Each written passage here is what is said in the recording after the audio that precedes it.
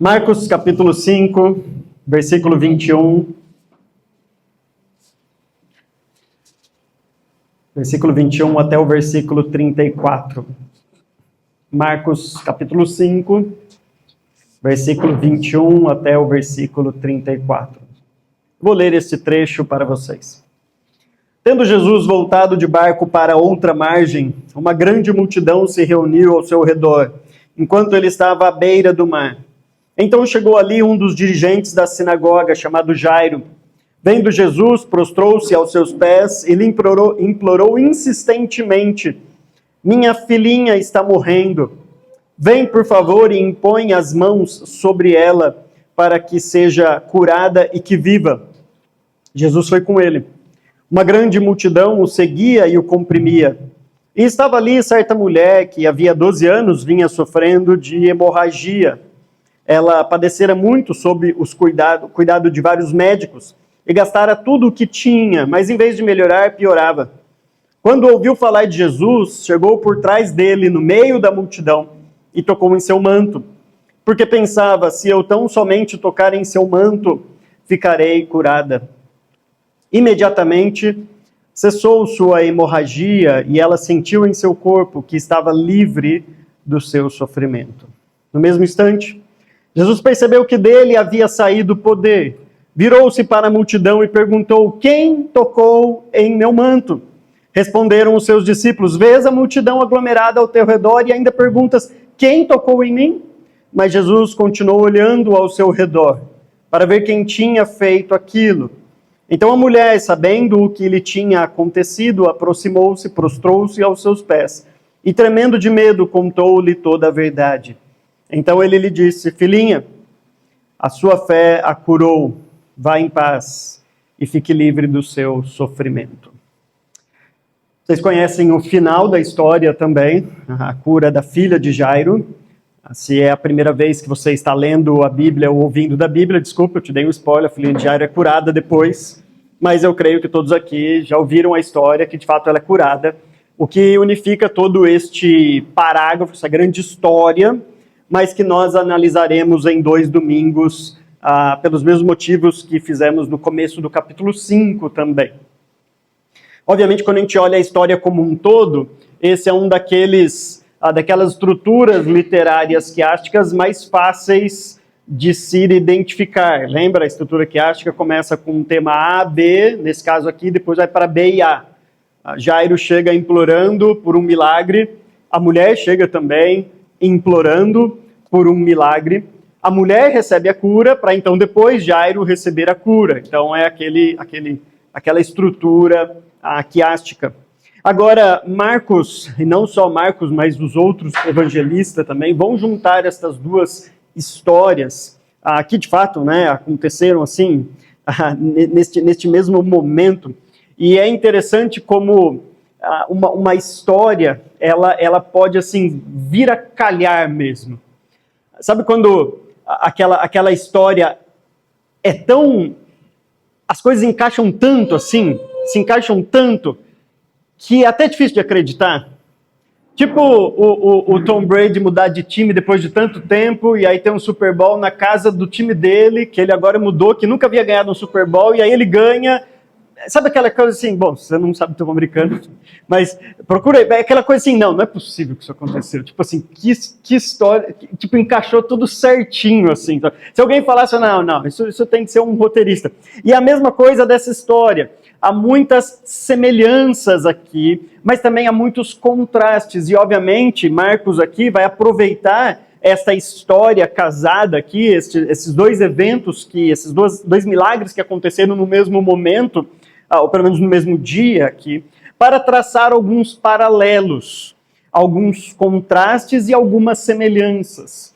Se você gosta de literatura, a gente fica impressionado realmente com a capacidade de Marcos literária de nos surpreender quando estamos lendo esse trecho e pelas comparações, pelos contrastes que ele faz entre essas duas histórias.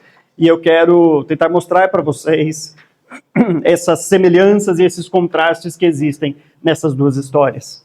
Bom, aqui a estrutura, como eu disse, são 4 partes de uma grande história. Nós analisaremos 3 partes no dia de hoje, para semana que vem olhar para a 4ª e última parte dessa história, que vai do versículo 35 até o 43. Se não eu, algum outro aqui provavelmente vai expor esse trecho.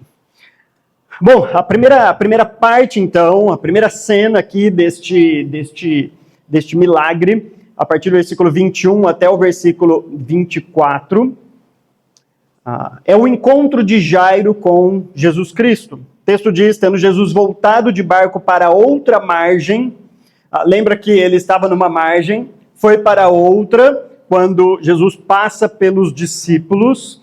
A semana que vem eu vou tentar dar uma unificada, porque é o final desse trecho, mostrando a importância de como Marcos descreve todo esse trecho aqui, mas eu vou deixar isso depois, inclusive esse passar adiante.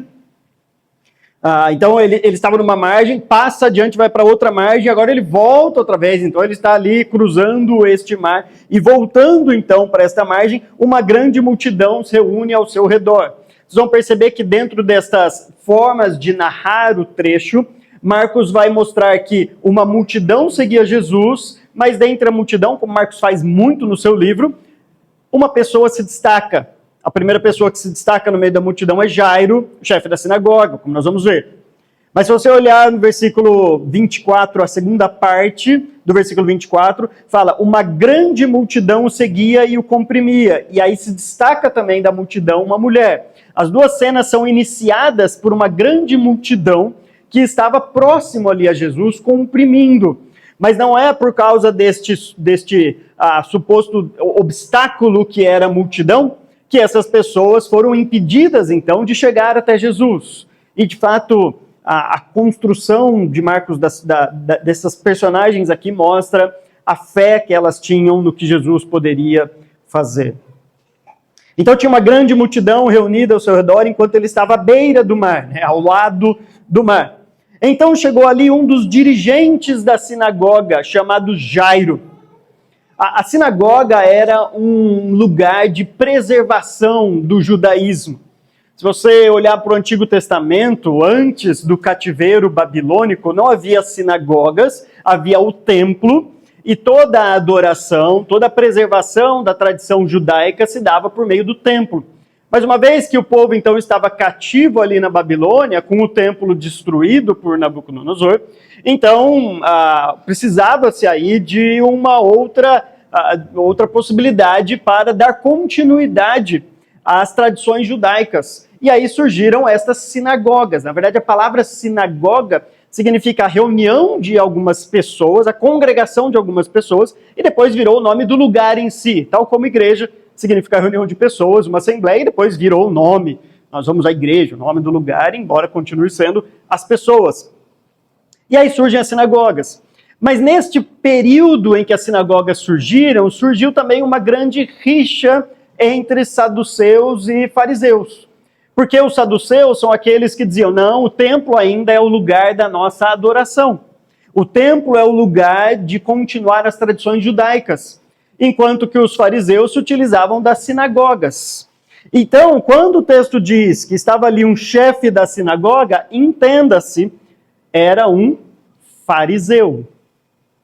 Okay? Então, essa palavra fariseu já carrega um monte de imagens, você sabe do que está se tratando, quem está chegando até Jesus, e a importância desta pessoa chegar até Jesus, diante de todo este trecho que Marcos está mostrando para a gente. Jesus já teve embates com fariseus, Jesus já mostrou que ele não compactua com os fariseus, que o poder dele não vem das tradições judaicas, ele se afasta dos judeus, lembra? E mesmo diante disso, o chefe da sinagoga, um dos chefes, na verdade, da sinagoga, né? Tinham alguns, um dos chefes das sinagogas, chega até Jesus implorando por um milagre. Então imagina o rebuliço que isso causou.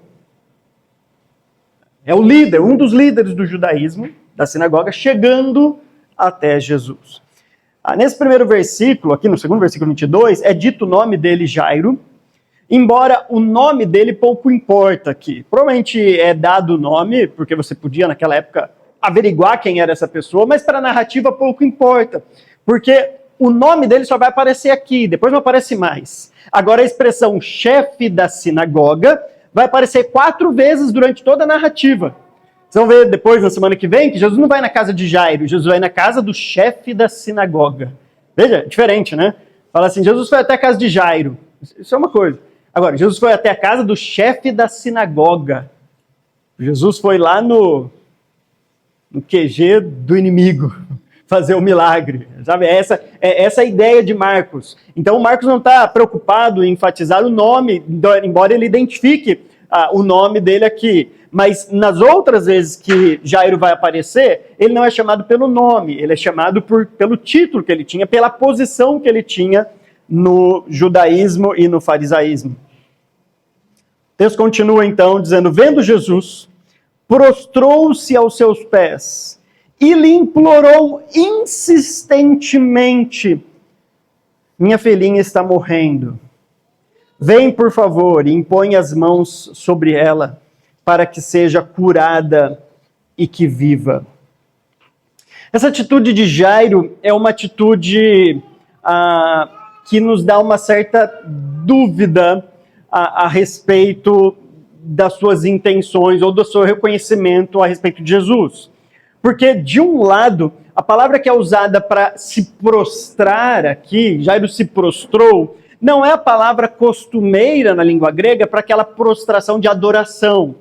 Existe uma palavra realmente quando alguém se prostra em adoração a Jesus, ou em adoração a Deus. A palavra prostrar aqui, na verdade, é a palavra caiu. É a mesma palavra usada lá na parábola do semeador, vocês vão lembrar, no capítulo 4, faz assim, uma parte caiu à beira do caminho, uma parte caiu. Então é uma palavra muito genérica, simplesmente dizendo assim, ele chegou e caiu até Jesus. Obviamente, quando alguém está desesperado, implorando por algo, ele vai fazer de alguma reverência, e este cair demonstra isso, como ele pede insistentemente, mas não parece que este prostrar-se é uma atitude de uma adoração, de que reconhece de fato quem Jesus Cristo é, como os judeus, os fariseus, tinham dificuldade de acreditar.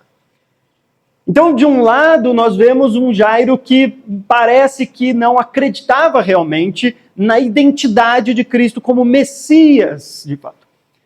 Por outro lado, ele cria realmente que Jesus podia dar um jeito na sua situação, pelo menos no seu problema ali imediato. Quando Jairo diz, minha filhinha está morrendo, literalmente é nas últimas. Literalmente, ele está assim, nas últimas. Sabe quando a gente fala assim, ele está nas últimas? Então, o pessoal já falava naquela época. Literalmente está escrito assim, minha filhinha está nas últimas, está nos últimos momentos, no último suspiro. E aí ele diz, vem por favor e impõe as mãos sobre ela, para que seja curada e que viva. Jesus vai, Marcos aqui, né, na fala de Jairo, Marcos vai registrar essa fala de um jeito que não deixa dúvida do que iria acontecer. Jairo não diz assim, vem, põe as mãos sobre ela, para que talvez, quem sabe, se tudo der certo, se a gente tiver muita sorte, se nada der errado, talvez ela tenha uma chance viva. A construção aqui é de alguém que demonstra certeza mesmo. Pois Jesus, eu sei que se o Senhor vier e impor as mãos sobre ela, ela vai viver. Ele tem certeza realmente do que Jesus pode fazer. Provavelmente ele já tinha presenciado diversos milagres. Mas isso não significa, embora a gente não saiba, da condição espiritual de Jairo, porque não é preocupação de Marcos aqui dizer isso, mas isso não significa, a priori, que Jairo reconhece a identidade de Cristo, quem de fato ele é. São coisas distintas. Uma coisa é chegar a Cristo buscando um milagre. Outra coisa é chegar a Cristo e reconhecer que está diante do Rei dos Reis e se colocar prostrado diante da sua vontade, mesmo recebendo ou não o milagre. São coisas distintas e muito diferentes. Jesus foi com ele. O texto só diz que Jesus foi com Jairo. Quando então nós esperávamos que Jesus fosse até o chefe da sinagoga e fizesse ali a cura do filhinho, eis que acontece um milagre interpolado aqui. Há uma cura intrometida, que na verdade é o título desta pregação, de fato. Há uma cura intrometida aqui. Alguém chegou no meio da cura alheia e entrou no meio do caminho. Jesus estava indo até a casa de Jairo para tentar ali, né, resolver a situação e tudo mais, e alguém faz algo antes de Jesus ir lá e tudo para por causa desta mulher. E aí começam os contrastes.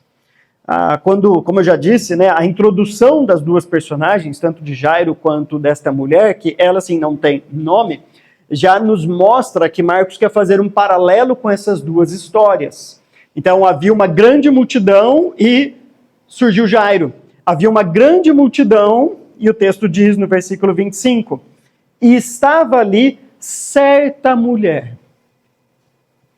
que havia 12 anos vinha sofrendo de hemorragia. Na sua versão está um fluxo de sangue, né? Estava sangrando por 12 anos. Veja que agora, neste trecho, parece que não faz muito sentido falar o tempo em que ela estava sofrendo, embora, obviamente, é uma nota que nos choca. Alguém sofrendo por 12 anos é algo realmente assustador. 12 anos sofrendo pela mesma doença, por uma hemorragia. Mas lá no final da história, mais uma vez, spoiler, né, para a semana que vem, vai aparecer o quanto tempo de vida havia a filhinha de Jairo, que estava ali à beira da morte. E a filhinha dele tinha 12 anos. E depois eu vou, semana que vem, traçar este paralelo para vocês. Agora, algo interessante aqui no versículo 26, ela padecera muito sob o cuidado de vários médicos e gastara tudo o que tinha, mas em vez de melhorar, piorava. Pensou a situação? Você vai lá com o Estevão dá o diagnóstico para você, você só piora. Você procura o Zé, dá o diagnóstico, você só piora. Você procura o Arthur, cadê os outros médicos aqui? Você estava lá, não tinha o House naquela época, né, para resolver o problema dela, então ela estava lá gastando todo o dinheiro dela, e nada melhor. Além de não melhorar, piorava. Já pensou o desespero desta mulher? Aquele dilema, eu procuro a medicina, sendo que eu estou piorando, e vai que o próximo médico acerte o que eu tenho, e tem um tratamento adequado. E quando ela ia, piorava. Imagine o dilema na cabeça dela. Eu procuro um próximo médico, sabendo que eu posso piorar, ou eu aceito essa minha situação para não piorar e fico do jeito que eu estou. Mas pode ser que se eu procurar o próximo, eu seja curada. E nesse dilema todo, depois de 12 anos, o texto diz que ela gastou tudo o que tinha, ou seja, não havia mais esperança para ela. E aqui é o primeiro paralelo dessas duas histórias. Ambos, Jairo e esta mulher, procuram Jesus quando parece que nada mais pode ser feito. Jairo diz, ela está nas últimas. Quando Jairo diz ela está nas últimas, parece assim, é a última chance. Ou é agora ou ela morre. E na verdade, pela história, nós vemos que essa interpolação da história da mulher faz com que a filhinha dele morra. Então, ela estava literalmente nos últimos minutos de vida. Então, Jairo vai procurar Jesus quando não há mais solução. Essa mulher também procura Jesus quando parece que não há mais recursos para ela. Infelizmente, muitos fazem isso. Embora, felizmente, procurem Jesus de alguma maneira. Mas quantas pessoas tentam aí, diante de problemas no casamento, problemas com criação de filho, problemas pessoais, problemas financeiros, tantas coisas, tantos gurus, tantas soluções, tantas possibilidades, tantas vozes falando ali. E parece que quando está lá no fundo do poço, quantas vezes eu e a Aline já não recebemos uma ligação de alguém falando assim, olha, ora pelo meu casamento, a gente está se separando. Mas por que não falou antes? Quanto tempo está assim? Já faz 3, 4 anos. Mas por que não buscou ajuda antes? Para que esperar assim? Para que esperar aquele momento que parece assim, não tem nada mais para fazer, agora vamos orar, vamos buscar Deus. Vamos ver se quem sabe a oração do pastor resolve alguma coisa. Sabe aquela... Para que isso? E é exatamente isso que estava acontecendo aqui. Jairo esperou a filhinha nos últimos minutos e falou, bom, ou é Jesus ou é mais ninguém. E a mulher se viu sem recursos agora. E o único recurso que ela tinha é a pessoa de Cristo. Talvez, Deus tenha misericórdia de você e de mim, diante dessas nossas procuras por outras soluções. E talvez, como foi no caso deles, ainda, diante da misericórdia de Deus, dê tempo da intervenção divina. Mas às vezes, infelizmente, tem pessoas que buscam soluções fora de Cristo. E às vezes é tarde demais. Às vezes a empresa falha, às vezes o casamento é destruído, às vezes o filho se perde. Infelizmente essas coisas acontecem. Que nós possamos buscar ajuda sempre em primeira instância. Eu me lembro de uma história para ilustrar isso. Quem me contava isso foi a pessoa que me discipulou lá em Piracicaba, já falecido já. E ele contou, eles estavam contando isso, que ele uma vez estava numa reunião de liderança, ele era um dos líderes lá, estava numa reunião de liderança, e eles estavam diante de algumas decisões a serem tomadas. E, obviamente, quando tem 2 ou 3 reunidos, ali há alguma discussão, alguma briga, né? Ideias diferentes, e um querendo uma ideia, outro outra, e os nervos começavam a se aflorar, e um defendendo o outro e tal, e depois de tempo, nós estávamos chegando em nenhuma solução. Alguém disse assim, gente, vamos parar tudo e vamos orar? E aí ele disse que um outro disse assim, a gente chegou nesse ponto que a gente vai precisar orar? Quer dizer assim, a gente não consegue resolver esse negócio aqui? É tão simples, a gente não consegue, vai precisar de Deus, a gente não consegue resolver. E essa é a mentalidade que as pessoas têm. Parece assim, não, eu ainda dou conta. Deixa Deus ali. A gente vai trazer uma coisa tão assim. E parece que assim, aí quando tudo parece perdido, agora é a hora do milagre. Agora é a hora do sobrenatural, porque não tem mais nada para ser feito. Quando na verdade devemos buscar a Deus sempre a priori, nos momentos dos nossos sofrimentos e problemas. Versículo 27 diz, quando ouviu falar de Jesus, chegou por trás dele, no meio da multidão, e tocou em seu manto. Porque pensava, se eu tão somente tocar em seu manto, ficarei curada. E aqui há a segunda semelhança nessas duas histórias. Esta frase, o finalzinho da frase, ficarei curada, é escrita da mesma maneira, no indicativo, futuro do indicativo, daquela frase de Jairo, ela ficará curada. O que demonstra uma certeza. Jairo tinha convicção de que se Jesus impusesse as mãos na filhinha dele, ela ficaria curada. E do mesmo jeito a mulher demonstrava plena convicção de que se ela tocasse no manto de Jesus, ela ficaria curada. Veja que nas duas histórias a mão também faz um paralelo. Jesus põe a mão sobre a filha de Jairo é esse que pede para Jesus, e ela toca em Jesus. E os dois demonstram esta fé, essa confiança realmente. Eu sei que vai dar certo. Jesus não é um médico qualquer. Jesus não é alguém que tem uma sugestão de qual seja o problema e, quem sabe, dê um tratamento que talvez funcione. Ambos sabem aqui, a solução de Jesus é definitiva, funciona. E eles mostram convicção diante desta situação. Versículo 29, imediatamente cessou sua hemorragia. Na verdade, literalmente aqui é secou a fonte de sangue. A construção literal. E ela sentiu em seu corpo que estava livre do seu sofrimento. Agora olha o versículo 30, e eu quero fazer um paralelo entre o 29 e o 30. No mesmo instante, Jesus percebeu que dele havia saído poder. Os dois versículos começam com imediatamente. Primeiro que isso é uma característica de Marcos. Lembra a ideia de Marcos de sempre? Imediatamente, aquela ideia de coisas rápidas. Mas nesta história, parece que Marcos quer enfatizar realmente que não só a mulher tinha certeza de que ela ia ser curada, como ela foi, e foi imediatamente. Mas assim como ela imediatamente foi curada, algo aconteceu imediatamente também. Agora, pode parecer estranho quando a mulher percebe imediatamente que ela sentiu, né, em seu corpo que estava livre, e Jesus percebe que dele havia saído poder imediatamente.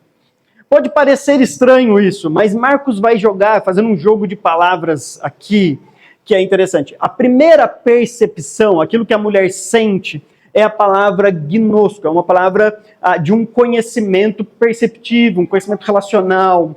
Por isso que a Bíblia traduz como ela sentiu, ela percebeu, ela viu que alguma coisa estava diferente nela. Ela sentiu no seu corpo realmente que não estava mais escorrendo sangue. Ela percebeu, eu melhorei, eu realmente melhorei. Agora, para Jesus, Marcos usa uma palavra que é a palavra epignosco, que é muitas vezes traduzido na Bíblia como pleno conhecimento. Obviamente, aqui Marcos quer só traçar um paralelo, dizendo assim como ela percebeu, Jesus também percebeu. Mas ele faz essa distinção para dizer que ela teve um conhecimento, enquanto Jesus tem o pleno conhecimento. Não é que naquele momento Jesus conheceu algo que antes ele não conhecia. E isso é importante pela pergunta que vem aqui. Jesus pergunta, quem tocou em meu manto? No início da história da igreja, muitos duvidavam da divindade de Jesus por perguntas como essa. As pessoas diziam, mas Jesus não é Deus? Se vocês dizem que Jesus é Deus, para que perguntar quem me tocou? Essa é a dúvida deles. Ele está querendo saber quem tocou? Ele já não sabia quem tocou? O que eles não sabem é perguntas retóricas. É pergunta não com o intuito de conhecer. Sabe quando você tem um filho? Você já sabe o que o filho fez já. Você não tem dúvida que o filho fez. Mas você pergunta. Filho, quem quebrou isso daqui? Você sabe que o filho fez. Você não tem dúvida. A cara denuncia que fez. Mas você faz uma pergunta, filho, quem quebrou isso daqui? Você quer dar a chance, não é porque você faz uma pergunta que sempre você não sabe por causa da pergunta. Às vezes nós fazemos perguntas justamente porque nós já sabemos aquilo.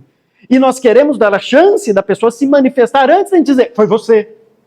E é isso que Jesus faz. E aí Marcos vai deixar claro isso justamente com essa palavra epignosco. Não é que ele não sabia quem havia tocado. Óbvio que Jesus sabia. Óbvio que Jesus, antes da eternidade, não só sabia, como ele escreveu a história. A gente está falando de alguém que não existe ontem, hoje e depois para Jesus. Está tudo revelado diante dele sempre. Mas mesmo assim, mesmo diante desta percepção, deste conhecimento, ele ainda pergunta, quem tocou em meu manto? Antes da gente ir para a resposta, há algo interessante neste versículo 29, e eu queria fazer um destaque aqui. Eu acho interessante quando eu estava lendo esse trecho, quando a mulher, o texto enfatiza, né, que ela sentiu em seu corpo que ela estava livre do sofrimento. Muitas vezes nós chegamos de fato a Cristo diante de problemas, sofrimentos, e não percebemos quando obtemos uma resposta. Já aconteceu isso com você? Sabe, de chegar e falar, poxa, eu estava orando por isso há tanto tempo e não é que Deus deu uma resposta mesmo? E parece que a gente é tão ávido por pedidos e nós esquecemos quando Deus responde esses pedidos. Eu, há alguns anos, tenho criado esse hábito de ter um diário de oração. Então, começo de todo ano, eu abro o computador, crio um arquivo ali, pedidos de oração, agradecimento de 2023. E eu coloco meus pedidos de oração, a data, pedidos de oração, a resposta e os agradecimentos. E, curiosamente, raramente passa de um mês para outro sem algum tipo de resposta ali de Deus. Logicamente, há aqueles pedidos, como uma casa, que demoram 3 anos, mas uma hora chega. Há aqueles que, é impressionante, como de um pequeno grupo para outro, de uma semana para outra, são respondidos. cria esse hábito de escrever não só o pedido, mas a resposta, e nós nos surpreenderemos quantas coisas Deus nos responde. O grande problema é que nós esquecemos dessa percepção das respostas de Deus e focamos naqueles pedidos que Deus ainda não respondeu. E aí a pessoa diz, Deus não se preocupa comigo, Deus não responde as minhas orações, Deus não está nem aí para mim, porque olha quanto tempo eu estou pedindo isso. Tipo, um pedido que Deus está demorando para responder. E às vezes tem respondido não e você ainda não entendeu. Mas um pedido, diante de tantas coisas que Deus nos responde. E eu acho interessante, essa mulher, ela percebeu no seu corpo. Alguns aqui, acho que a maioria sabe que eu tenho algumas dores crônicas no corpo, diante de alguns problemas de nascimento. E algumas dores que eu tenho que conviver com ela. E a gente aprende a conviver, não tem o que fazer, não tem cura, a gente aprende a conviver com essas dores. Mas, curiosamente, Deus me dá algumas semanas no ano em que essas dores desaparecem. Não sei o porquê, nem os médicos sabem. Se eu fosse procurar os médicos, talvez entraria na questão dessa mulher. Mas eles também não sabem, já procurei, não sabe, não tem cura, às vezes passa as dores. E é interessante como eu já acostumei tanto com a dor, que às vezes já faz uns 2, 3 dias que eu estou sem dor e eu... essa semana parece que eu não estou sentindo dor. Tipo, a percepção demora para chegar. São aqueles momentos de alívio realmente, mas a dor incomoda mais. A dor, você está aqui ainda. Quando você não está com dor, parece que você vai vivendo a sua vida e você esquece daquele estado bom que você está. Provavelmente você, essa semana, não pensou na maneira com que você está respirando. Mas se a gente ficar gripado, com o nariz entupido, a gente fica pensando nisso o dia inteiro. Vontade de respirar normalmente outra vez, né? Não é isso que acontece. Veja que em momentos de quando estamos bem, assim, não temos aquela percepção realmente, dizendo assim, puxa, eu estou bem essa semana. Mas é só ficar ruim, para a nossa percepção ligar. E a gente toda hora lembra disso e muitas vezes reclama dessa situação. O texto diz que ela percebeu, ela sentiu, notou realmente que ela estava livre do seu sofrimento. Bom, quando Jesus pergunta quem tocou em mim, vem aqueles sábios discípulos que sempre têm uma boa resposta para dar. Os discípulos respondem a Jesus, Jesus, vê a multidão aglomerada ao seu redor e ainda perguntas quem tocou em mim? É mais ou menos assim, a pessoa está entrando lá no Morumbi com 60 mil pessoas e diz, alguém tocou em mim. O milagre maior seria alguém não tocar em você. Isso seria um milagre. Você está lá no meio do metrô em São Paulo, em horário de pico, já teve essa experiência? A experiência única, você devia ter. Só para ver que você não tem livre-arbítrio de onde você quer. Você tem que ir onde a multidão vai. Uma vez que abriu a porta, você é levado pela multidão, quer você queira, quer não. Você diz, esse não é meu ponto. Azar, não tem problema, você vai descer aqui. Não tem como. Agora, se imagine só, você está lá no metrô, no horário de pico, e pergunta, alguém tocou em mim? O milagre seria alguém não tocar em você. Estava uma multidão reunida aqui, e Jesus pergunta, alguém tocou em mim, quem foi? E a lógica dos discípulos é essa, mas Jesus, olha a multidão. Como alguém não vai tocar? Só que como é peculiar do livro de Marcos, os discípulos estão com uma percepção diferente da percepção de Jesus. Os discípulos têm um olhar enquanto Jesus está olhando além. Jesus está com outra percepção, uma outra visão. Tanto é que ele ignora essa frase dos discípulos. Mas Jesus, versículo 32, continuou olhando ao seu redor para ver quem tinha feito aquilo. Imagina Jesus dizer, tá bom. Espera aí. Tá bom, Pedro, tá bom. Calma, espera aí. Eu tô procurando algo que vocês não estão entendendo. Não é simplesmente encostar. É outra realidade. Calma. Jesus continua procurando. Versículo 33. Então a mulher, sabendo o que lhe tinha acontecido, aproximou-se, prostrou-se aos seus pés e, tremendo de medo, contou-lhe toda a verdade. Aqui vem mais uma das comparações dos trechos. Porque agora sim, esta palavra prostrou-se é uma palavra que demonstra reverência, sabendo de fato quem estava diante dela. Jairo chega e se joga aos pés de Jesus, implorando um milagre. A mulher se prostra cheia de temor e tremor, sabendo de fato quem estava na frente dela. São reações totalmente distintas na busca por um milagre. Ambos estavam buscando um milagre, de fato. Jairo para sua filha e a mulher para ela mesma. Ambos estavam sofrendo. Ambos não tinham mais recursos.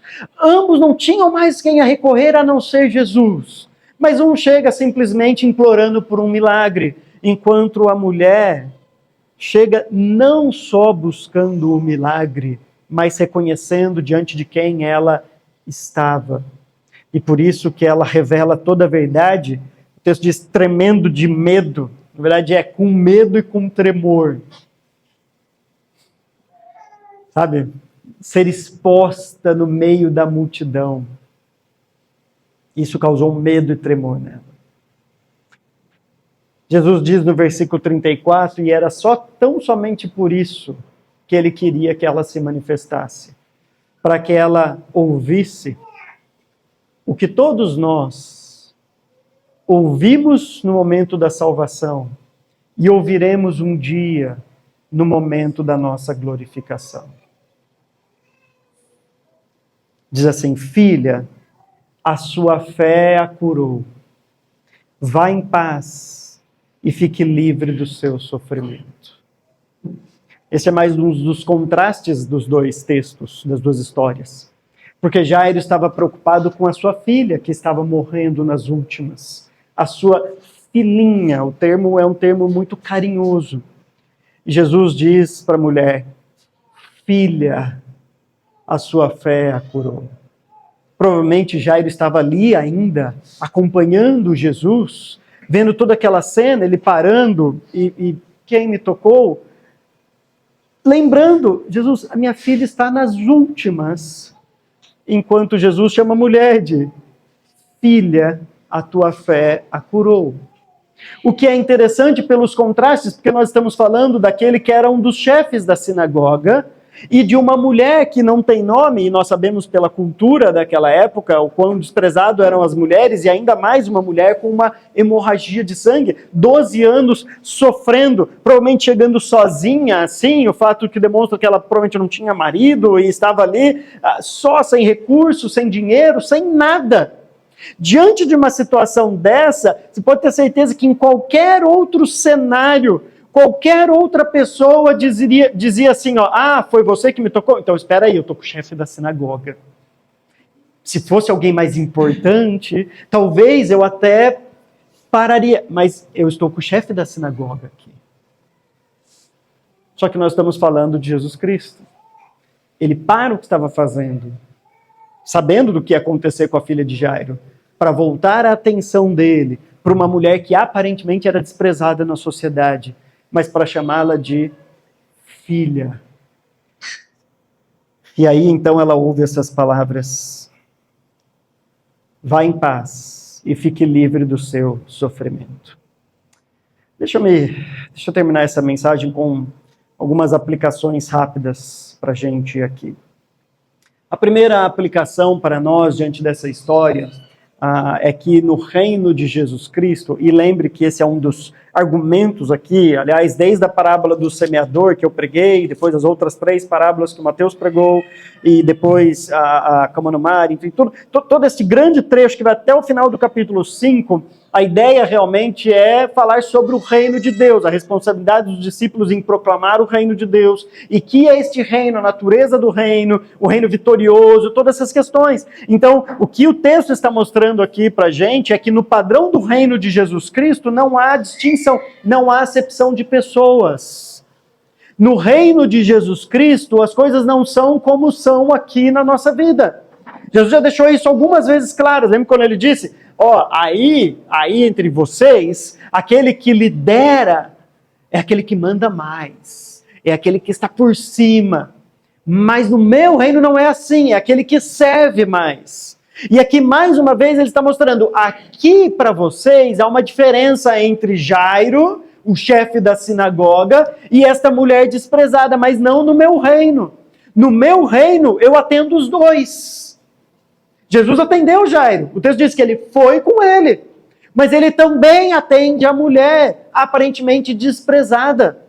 Porque no reino de Jesus Cristo não há mais essas distinções que nós temos de alguém que é muito honrado e alguém agora que é muito desprezado na sociedade.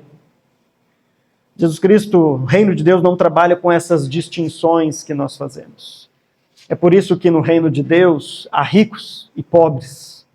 Há aqueles com um sobrenome muito honrado e há aqueles com um sobrenome tão comum que o pessoal pergunta, você é primo de não sei quem? Todo mundo tem sobrenome, você é primo de todo mundo, né? Há gente de tudo quanto é país, de diversas idades, diversas condições de saúde. Não há essas distinções no reino de Deus. A única distinção é a fé que existe daqueles que se achegam, não como Jairo, mas como esta mulher, reconhecendo de fato quem Jesus Cristo é. A segunda aplicação que nós podemos trazer então aqui deste texto é que no reino de Jesus todo sofrimento tem um fim. Todo sofrimento tem um fim no reino de Jesus Cristo. Os milagres no reino de Jesus não são como se fosse algo extraordinário acontecendo aqui. Na verdade, os milagres do reino de Jesus é o ordinário que vai acontecer lá, sendo antecipado aqui. Isso que aconteceu, este fim do sofrimento, este vá em paz e não sofra mais, isso que é dito para a mulher é o padrão do reino de Deus. É aquilo que vai acontecer no reino de Deus. Não há sofrimento. E no reino de Deus, todo sofrimento acaba. Mas não instantaneamente. Quando alguém, por exemplo, está com um problema de saúde, como temos a dona Jair, já há 3, 4 anos, passando por um problema grave de saúde, já todo Natal os médicos dizem, né, esse é o último Natal dela, já faz 4 natais que os médicos dizem isso, e ela está lá celebrando os natais. Nós oramos e sabemos porque um dia o sofrimento dela vai ter fim. Talvez aqui nesta vida, talvez Deus faça um milagre, mas talvez na vida por vir. O que nós temos certeza é que um dia o sofrimento terá fim. Quando um cristão morre, ele é liberto dos seus sofrimentos. Tristes somos nós que ficamos aqui. O problema realmente é aquele que fica lutando com a dor de quem partiu e também lutando aqui, continuando lutando com os nossos problemas e dilemas. Mas ele mesmo que está em Cristo, ele está liberto para todos sempre dos seus problemas, do seu sofrimento. Há uma música do Marcos Almeida que eu gosto bastante. A música diz: toda dor é por enquanto. Toda dor é por enquanto. Agora, sabe qual é o problema? O problema é que nós não aprendemos a conviver com o sofrimento e a conviver com a dor. Nós somos imediatistas. Nós estamos diante de uma pessoa aqui que sofria 12 anos com um problema de saúde. 12 anos. Existem pessoas que com 6 meses de um problema de saúde não curado, abandonam a sua fé, se revoltam contra Deus, porque onde já se viu Deus me permitir sofrer por 6 meses. Tem gente que diz assim, mas meu casamento faz uns 3 meses que já está ruim, a gente está brigando, não está uma coisa boa. Não consegue conviver com o sofrimento. Veja, não estou dizendo para você ir levando o casamento desse jeito, mas casamento é feito de altos e baixos. Vai ter momentos realmente de sofrimento, vai ter momentos de alegria, e às vezes essas coisas acontecem. Mas tem aqueles que dizem, mas eu vou buscar a minha felicidade. Nós não aprendemos a conviver com o sofrimento. Nós não somos uma geração que foi ensinada a isso, a conviver com o sofrimento. Nós queremos a todo custo, independente do que tiver que ser feito, nos livrar nós mesmos do sofrimento. Então eu troco de trabalho, eu troco de casamento, eu troco de igreja, eu troco de... alguma coisa, e quem sabe eu troco até de vida. Porque tem gente aí tirando a sua vida porque não consegue conviver com o sofrimento. Só que o cristianismo vem dar uma resposta e uma esperança diante disso. Todo sofrimento tem um fim. Talvez aquele problema que você esteja passando, você ainda não ouviu isso de Jesus. Vá em paz e fique livre do seu sofrimento. Talvez ainda não. Mas saiba, e eu posso te garantir, um dia você vai ouvir isso. Talvez Deus tenha a graça de te falar isso em vida ainda. Mas eu posso garantir que pelo menos o dia que chegarmos na presença de Deus, ouviremos palavras semelhantes a essa. Agora, o sofrimento chegou ao fim. Talvez vocês lembrem aqui da última história das Crônicas de Nárnia, a última batalha, em que, nos finalmentes ali, já no finalzinho de tudo, há um estábulo pequenininho, e lá dentro tem um grande demônio lá. E todo mundo que estava entrando ali acabava morrendo. E todo mundo estava percebendo o que estava acontecendo. Até que eles começam a olhar um para o outro e dizem assim, bom, não há mais solução, não há o que ser feito. Creio que todo mundo um dia ou outro vai ter que entrar aí neste estábulo. Mas é quando eles entram no estábulo que na verdade eles percebem que há uma Nárnia diferente da Nárnia que eles viviam, uma Nárnia real dentro daquele estábulo. E o que eles achavam que era o fim, na verdade, é o começo de uma vida. O que eles achavam que aquela luta para acabar com o sofrimento e o que a gente vai fazer, na verdade, naquela porta estava a libertação de todo o sofrimento para todo o sempre. E é isso que nós encontraremos quando Cristo vier nos buscar. Talvez você esteja sofrendo como esta mulher por um tempo e tenha o que ser feito. Provavelmente um aconselhamento, um tratamento médico, enfim, alguma coisa. Talvez tenha que ser feito. Mas talvez não. Talvez o seu cônjuge nunca se converta. Talvez seu filho nunca se converta. Talvez você continue com problemas financeiros por algum tempo, por algum período. Tem problemas de saúde que são para toda a vida. Diante de tudo isso, aprenda a conviver com o sofrimento e busque em Cristo a satisfação e a solução para essas coisas. O que nós aprendemos aqui dessa história, realmente, é que no reino de Jesus Cristo, todo sofrimento tem um fim.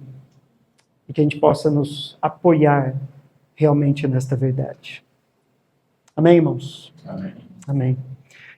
Jairo aqui, olhando para esta situação, devia estar pensando, e a minha filhinha? Jesus não esqueceu da filhinha dele. A gente vai ver o que aconteceu com a filhinha dele na semana que vem. Que Deus nos abençoe.